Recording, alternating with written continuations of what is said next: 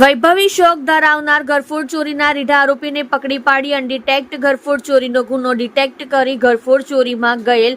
રોકડા રૂપિયા રિકવર કરતી Khatodara police surveillance team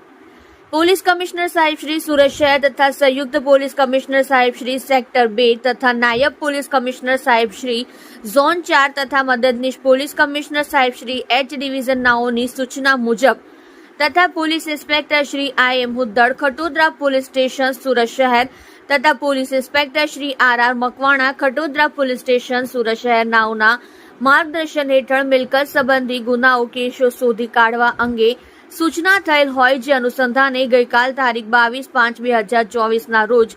surveillance સ્ટાફના police sub inspector U.N. Jadeja તથા સ્ટાફ પોલીસ કર્મચારીઓ ખટોદરા પોલીસ સ્ટેશન વિસ્તારમાં પેટ્રોલિંગમાં હતા તે દરમિયાન અસિસ્ટન્ટ હેડ કોન્સ્ટેબલ રઘુવરસિંહ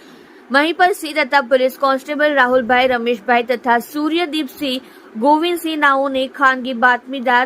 મારફતે બાતમી હકીકત મળેલ કે ખટોદરા હીરચંદ ઇન્ડસ્ટ્રીયલ વિસ્તારમાં ચોરી કરનાર ઇસમ હાલમાં ખટોદરા યુનિક હોસ્પિટલ 4 રસ્તા પાસે જાહેરમાં રોડ ઉપર ઉભેલ છે જેને શરીરે લાલ પીળા ફૂલની ડિઝાઇન વાળો શર્ટ તથા કાળા રંગનું પેન્ટ પહેરેલ છે જે મળેલ હકીકત આધારે આરોપી આકિબ ખાન ઉર્ફે મોહસિન આરિફ ખાન પઠાણ ઉંમર વર્ષ 18 રહેવાસી ઘર નંબર 207 ચીમની ટેકરો ભાટેના સલાબતપુરા સુરતને પકડી પાડી તેના કબજામાંથી ઘરફોડ ચોરીમાં ગયેલ મુદ્દામાલ ₹20,000